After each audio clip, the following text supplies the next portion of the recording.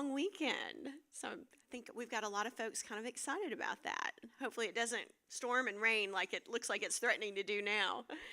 Well, welcome to our May town meeting. I'm Kelly Sire, the Director of Marketing, and I'm pleased to see all of you here today. It was a busy day on campus yesterday.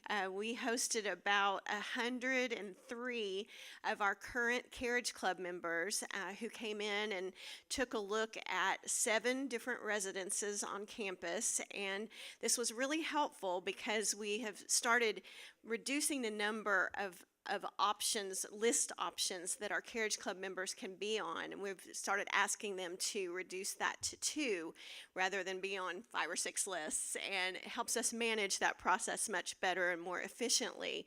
And so it means that a number of our Carriage Club members kind of needed to reacquaint themselves with what some of the resident sizes are like and the layouts, and just make sure that they're making the right choices with their 2 options that they can list. So for those of you who opened your homes to all of those 103 people, thank you so much from the marketing office. We are really appreciative, and you cannot imagine the kind comments that we've already been hearing, things that we heard back from people in person yesterday, and emails have been coming in, and we just are so grateful that you all made them feel so welcome on campus. It's really helpful to the process and making sure we're getting people in the right places at the right time. So thank you for that. I also want to thank all of the staff members as well as our Butterfield ambassadors who just did a phenomenal job of hosting everyone. Again, the feedback that we heard was so good that people had so many of their questions answered and just feel so much more confident about the process. Of course, the campus looked beautiful and it was spick and span clean, and that comes as a result of no small amount of work from multiple teams here at Butterfield. So thank you to those people. So unfortunately, we're missing Ricky today. She was not able to be here, but she has armed me with all kinds of information. As you know, she always has lots to share at each one of our meetings. So I'm just going to kind of read off the notes that she gave me overnight and make sure that you all know about some really wonderful things that are coming up for programs and events in the next month. So first of all, just a reminder, Monday is Memorial Day, and so what that means is that our offices and transportation services will be closed. However, we will have our usual shuttle services available for lunch and dinner. So if you need to avail yourself of those, then that will still be happening as usual. I wanted to let you know that the Arkansas Winds Band will perform patriotic music at 7 o'clock in the Performance Hall to mark the occasion of Memorial Day. So that will be absolutely beautiful. You know how incredible they are. So if you are here, please come out and support that, and let's give them a really great audience to thank them for their music. On Tuesday, next Tuesday, May the 28th, we have quite a big day on Butterfield's campus. We're going to be hosting a couple of different time frames for a film screening of Cries from the Cotton Field, Larry Foley's film that is the most recent release of his series of documentaries that he has done. That one, we are getting a really special opportunity to have that film shown here on our campus. So there are, like I said, 2 different screenings of that one. The 2:30 p.m. screening is open only to Butterfield residents and Carriage Club members who have registered to attend that. And that is the screening that we really encourage Butterfield residents to attend, since that is our private screening. So if you want to see the film and you're available to see it, 2:30 is the best time to see that. At 7 o'clock, we are actually having a public screening of the film. So this is exciting for Butterfield to have people come to campus and get to enjoy our great facility. And we've just been thrilled to work with Larry, who has made such great access available to us on seeing these films. And of course, because this one is about the history of Taneytown, a lot of us have real personal connections or know people with those personal connections. So it's so neat to have that here on our campus. That 7 o'clock screening Like I said, it's open only to Butterfield residents and then community guests. And both of those groups of people have been asked to make reservations for that. So residents, you were asked to sign up at the transportation desk if you wanted to attend that time. And then community interest, those folks have been emailing Ricky to request a seat. She is now considering that showing full. So if you have not registered for that one already, and we're hoping to see it at 7 o'clock, I think you may be out of luck. I think that one may be full now. We have also shared a lot of parking information for people, so we hope that because we've sent maps to anybody from the public who's going to be attending that 7 o'clock showing, they should all be parking down in the big lot over by Old Missouri Road. They have maps, so we're hoping that means very little issue here closer to the building. So, additional things coming up. This is what to look for in June, and you'll be getting your calendars in just a few days. We just got them off to the printer yesterday, so they'll be coming soon. Also be looking for your digital copy of that, which I'm going to try to get that emailed out today. So watch your email, and you should have that calendar for June coming up. But here are some highlights. First of all, the architecture church tours that Ricky has been working on are going to be starting to take place in June and July. The June one is just really neat. This is going to be a tour of Mount Comfort Presbyterian Church, which is 195 years old. It's just incredible. So that's a really neat opportunity that we're going to get an up close and personal view of. So be looking for that and ways to sign up for that tour. Then in July, that series is going to continue, and I believe they're going to be taking the group to see the St. Nicholas Orthodox Church and St. Paul's Episcopal, which I know many of you are connected with St. Paul's, and it's such a beautiful, beautiful church.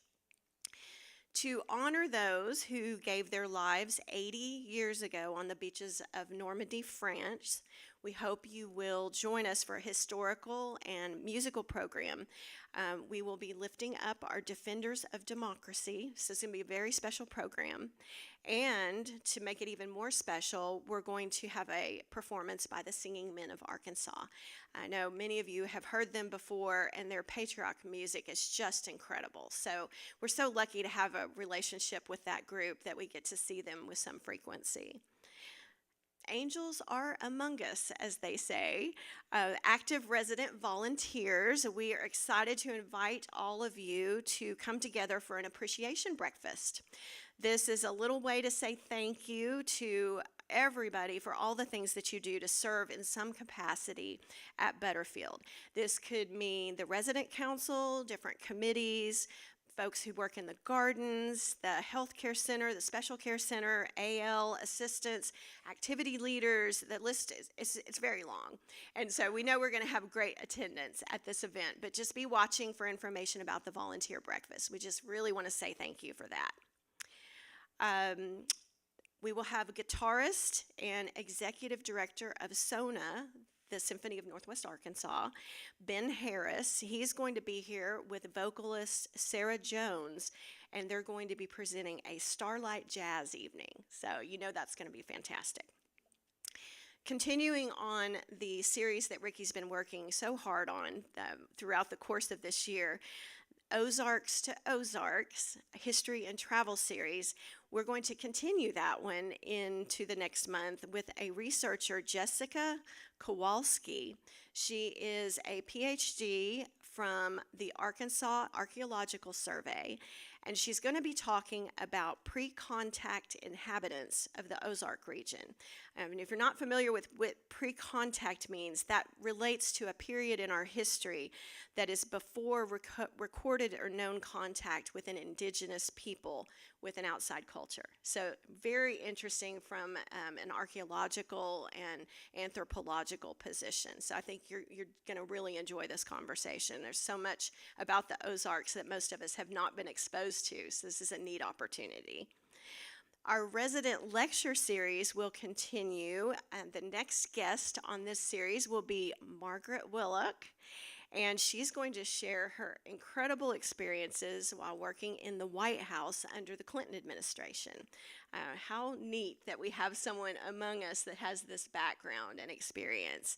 And we also want to just give an extra special little thanks to Helen McElree, because she has worked really hard to seek out residents who are willing to talk about their experiences. So if you see her, thank her for helping us figure out who those people are and who we need to learn more about their interesting lives. We're going to be celebrating our loved ones from the village who we lost in this past year. And so be watching for an upcoming resident remembrance ceremony.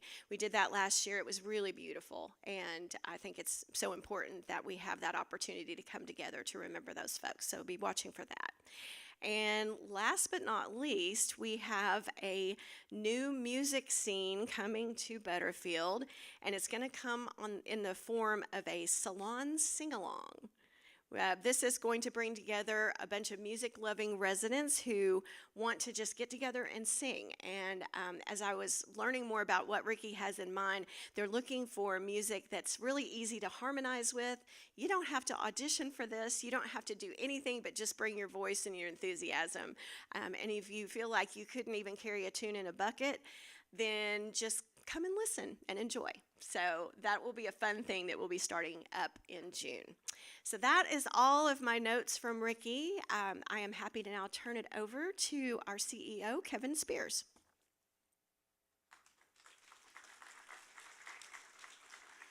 All right, thank you, everyone. I would also like to thank everyone for opening up your units and homes and everything yesterday, and to the staff. It was a wonderful experience yesterday. I was able to get around almost everywhere and meet everyone, so it was wonderful, and thank you so much.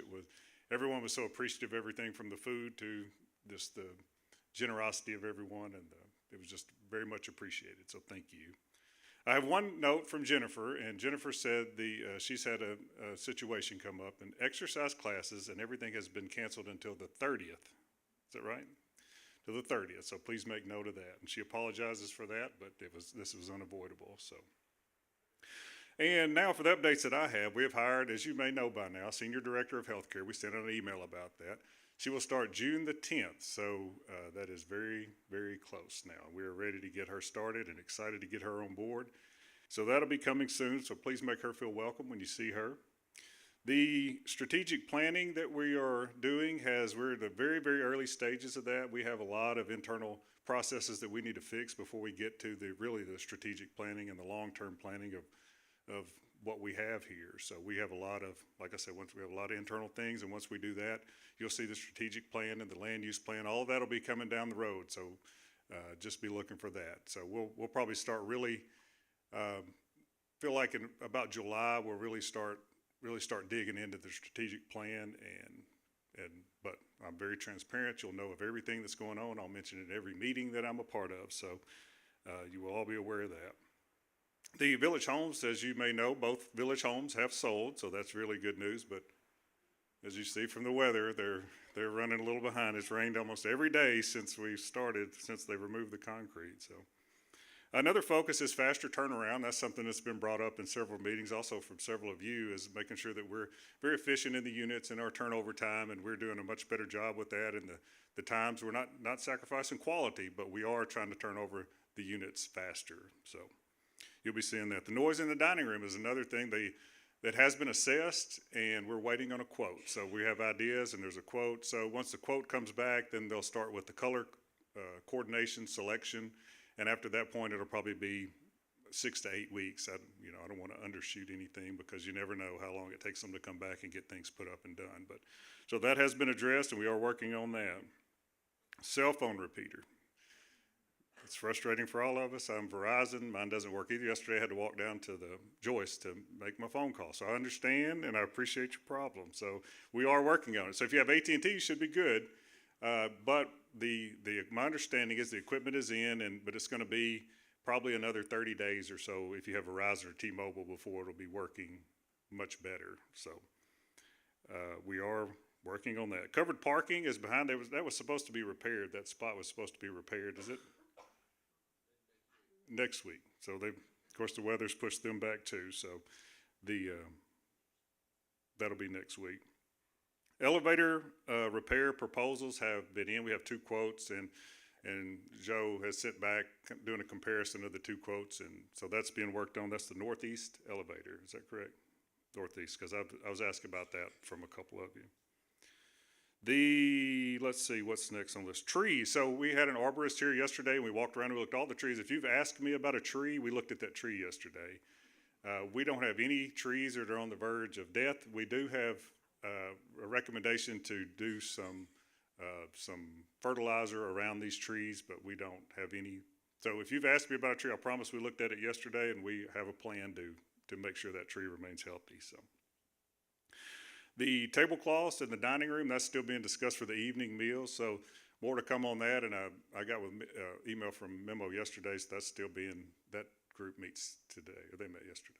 They met yesterday. So we'll have more information by the next time we meet. Probably next week we'll have more information on that. The other thing that typically comes up, healthier dining options. And so he sent me a list of kind of what has been done since the last time we had a discussion. Was they have switched to low salt or no salt. They have more steamed vegetables, grains, and beans, more whole fruits. The goal is to have more gluten-free options. There's not, they don't have it every day, but they're trying to get more gluten-free options. And Memo and Jennifer are meeting frequently to work on, Jennifer's trying to introduce new items to the menu, so they are working on that. And with proper notice, any specific requests that you have, you can make those to the kitchen. So, and that is all for my updates. And so now we open it up to any questions that you may have. We do have microphones here, so.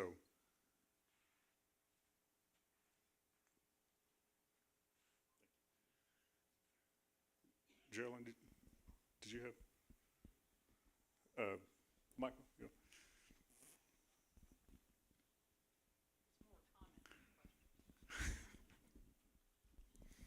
Kevin, you mentioned if we had AT&T, we should be good. We're not. Oh, well, thank you for that update. Back to the drawing board.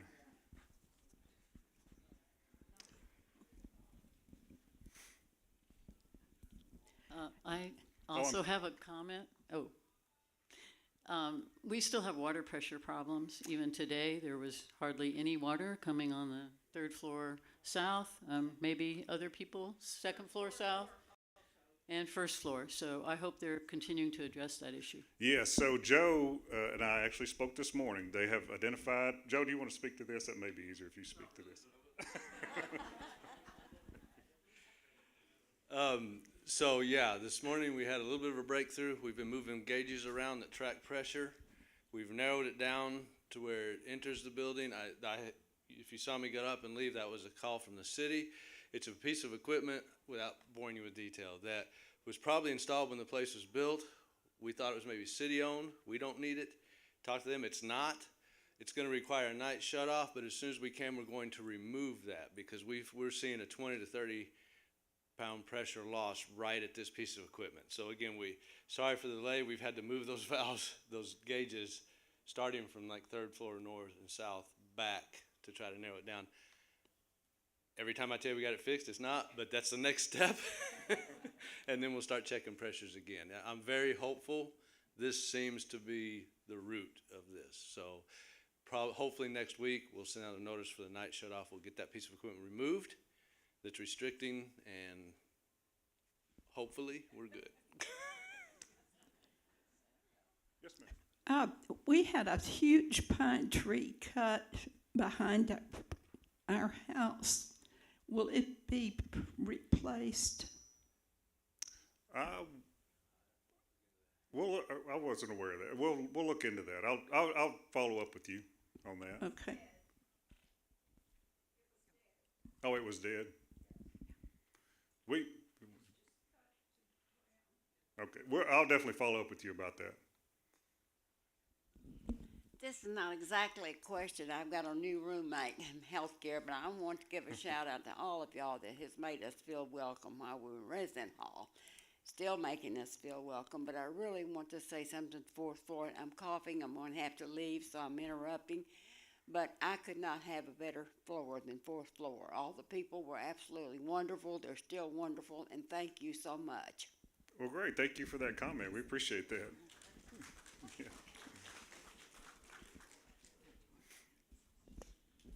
Those of you that are having trouble with AT&T, I don't know if you got the notice, but AT&T put out a notice that they are having a problem. So your AT&T thing may not be internal, it may not be your phone. Maybe, I don't know how many of you got that notice, but it went out yesterday. Just for your information. Thank you.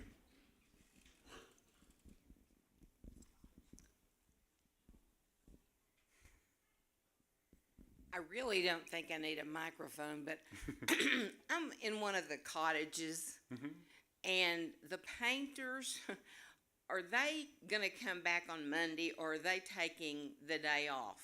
Cause I'm planning to do an outside barbecue, and I need to know if I can put my stuff back, and then I know I'll have to move it again.